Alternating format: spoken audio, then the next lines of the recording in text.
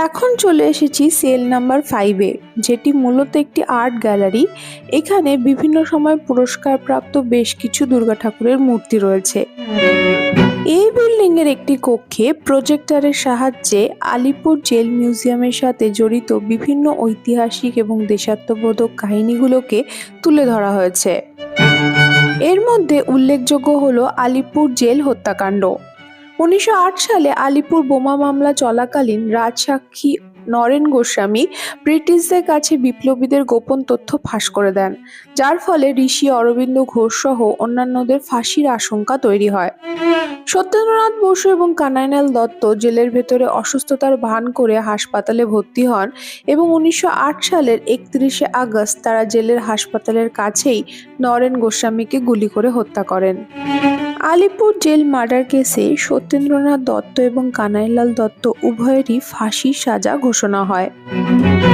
1908 সালে 10ই নভেম্বর কানাইলাল দত্তকে এবং 21শে নভেম্বর সত্যেন্দ্রনাথ বসুকে ফাঁসি দেওয়া হয়। একটি উল্লেখযোগ্য স্থান গ্রহণ করে আছে আলিপুর জেল। ব্রিটিশ শাসনের পরাধীনতা থেকে স্বদেশকে মুক্ত করার প্রয়াসে সক্রিয়ভাবে ব্রতী হওয়ার অপরাধে বহু বিপ্লবী এখানে কারারুদ্ধ হন। বহু বিপ্লবীকে এখানে ফাঁসি দেওয়া হয়।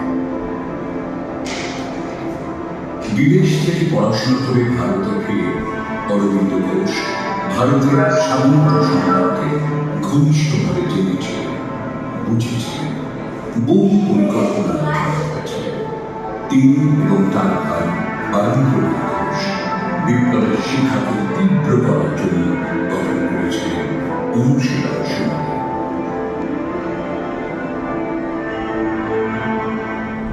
যুবকেরা এখানে শরীর চর্চার অনুশীলন করার জন্য আসত, কিন্তু আসল উদ্দেশ্য ছিল ব্রিটিশ সরকারের বিরুদ্ধে অভিযান চালানোর পরিকল্পনা বাস্তবায়ন।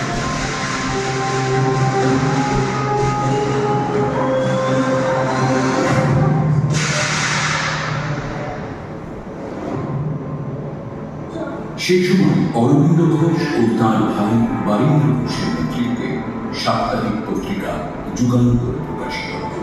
এই পত্রিকা প্রতিনিয়ত সরকারের আক্রমণের শিকার হয়েছে, এমনকি নিষিদ্ধ করা হয়েছে। স্বাধীনতা সংগ্রামের প্রধান বিরোধীদের অন্যতম ব্রিটিশ অফিসার যিনি বারবার এই ধরনের সংবাদপত্র নিষিদ্ধ করেছিলেন। শহর উনি ছিলেন বিপ্লবীদের প্রধান।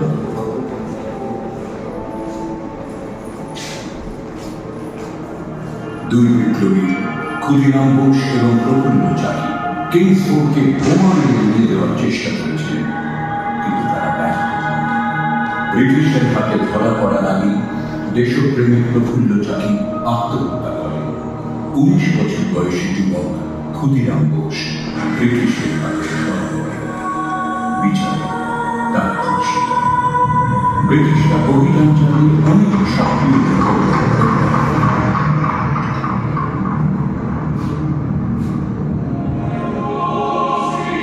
1908 সালের 10 মে 32 নম্বর মোরারপুর রোডে অভিযান চালিয়ে 14 জন সাহসী দেশপ্রেমিককে গ্রেপ্তার করা হয়। তাদের বিরুদ্ধে রুজু করা হয় মানিকতলা বোমা ষড়যন্ত্র মামলা। আজ উনি যেখানে বসে আছেন, এখানে 30 জন সাহসী অন্ধকারে বন্দী ছিলেন। বিপ্লবীরা কারাগারে চাল দেয়ালে থাকতে পারে, কিন্তু দেয়াল কখনো বিপ্লবকে থামাতে পারেনি। বিপ্লব ঝড়ের মতো ছড়িয়ে পড়েছিল চারদিকে।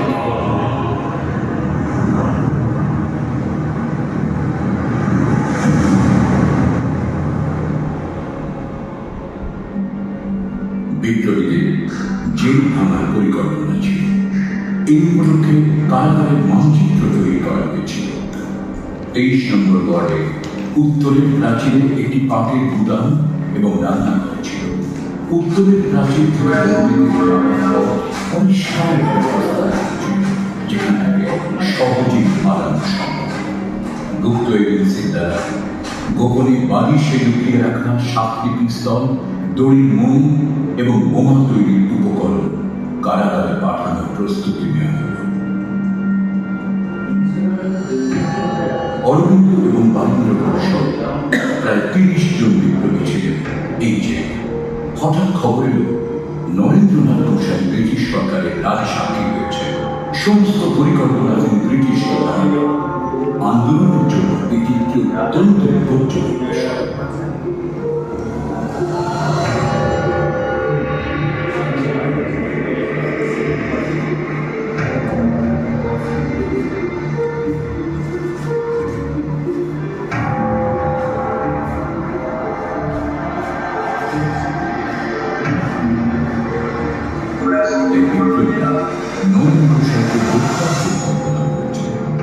কানাইলাল দত্ত এবং সত্যেন্দ্রনাথ বসু নরেন গোসাইকে হত্যার উদ্যোগ নিয়েছিল।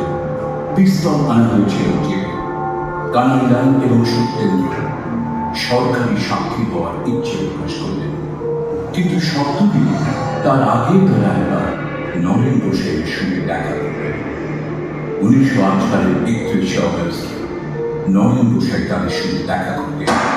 তার শরীরে তাকে শেষ করে দেওয়া হলো। বিচারে কানাইলাল দত্ত ও সত্যেন্দ্রনাথ বসু ফাঁসি। দুজনের বিপ্লবের চেতনা ছিল এতই প্রবল যে এই দুঃসাহসী বিপ্লবীদের মুখে একটি শব্দ আসে। তারা হাসতে হাসতে আলিঙ্গন করেছিলেন মৃত্যুকে।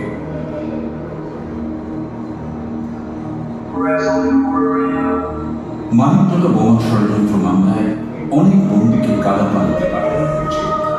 অনেককে প্রথমে মৃত্যুদণ্ড দেওয়া হয়েছিল, পরে তা কালাপানিতে পাঠানো এবং অন্যান্য শাস্তিতে রূপান্তরিত করা হয়েছিল।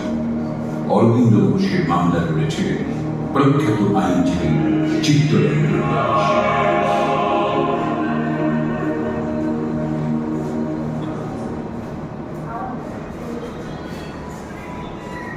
বিপ্লবের অনির্বাণ শিখাকে চিরপ্রজ্বলিত রাখাই ছিল প্রতিটি বিপ্লবীর একমাত্র কামনা।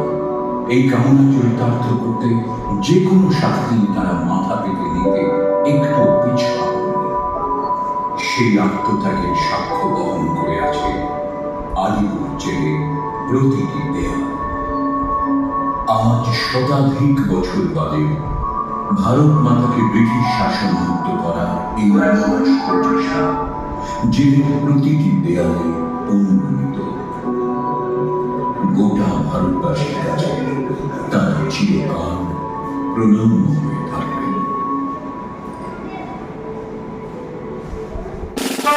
এখানে একটা বাটনে চাপ দিলে তোমার ব্যক্তিত্ব কোন স্বাধীনতা সংগ্রামীর সাথে যায় সেটি ফুটে উঠছিল। আমার এসেছিল মাদাম ভিকাজি কামা, যিনি 1836 সালে 13ই আগস্ট শহীদ হয়েছিলেন। আলিপুর জেলে ফাঁসি হওয়া বিপ্লবীদের মধ্যে অন্যতম ছিলেন রামকৃষ্ণ বিশ্বাস, যিনি সূর্য সেনের নেতৃত্বাধীন মাস্টারদা দলের অন্যতম সদস্য ছিলেন। 1930 সালে চট্টগ্রামের ঐতিহাসিক অস্ত্রাগার লুণ্ঠন অভিযানে তিনি সক্রিয়ভাবে অংশ নিয়েছিলেন। 1930 সালের 1 ডিসেম্বর রামকৃষ্ণ বিশ্বাস এবং বিপ্লবী কালীপদ চক্রবর্তী চাঁদপুরে আইজি ক্রেগকে হত্যার পরিকল্পনা করেন, তবে ভুলবশত তারা চাঁদপুরের রেলওয়ে স্টেশনে চাঁদপুরের এসডিও তারিণী মুখার্জিকে গুলি করে হত্যা করেন। এই ঘটনায় রামকৃষ্ণ বিশ্বাসকে গ্রেপ্তার করা হয় এবং ফাঁসির সাজা দেওয়া হয়। 1931 সালের 4 আগস্ট আলিপুর সেন্ট্রাল জেলে মাত্র 21 বছর বয়সে তার ফাঁসি হয়। আমার সাথে আলিপুর জেল মিউজিয়াম ঘুরে বেড়াতে তোমাদের কেমন লাগলো অবশ্যই কমেন্ট করে জানিও। ভালো লাগলে ভিডিওটাকে একটা লাইক করে দিও। দেখা হবে পরের ভিডিওতে, ততদিন সবাই খুব ভালো থেকো। এখন তবে আসি, জয় হিন্দ।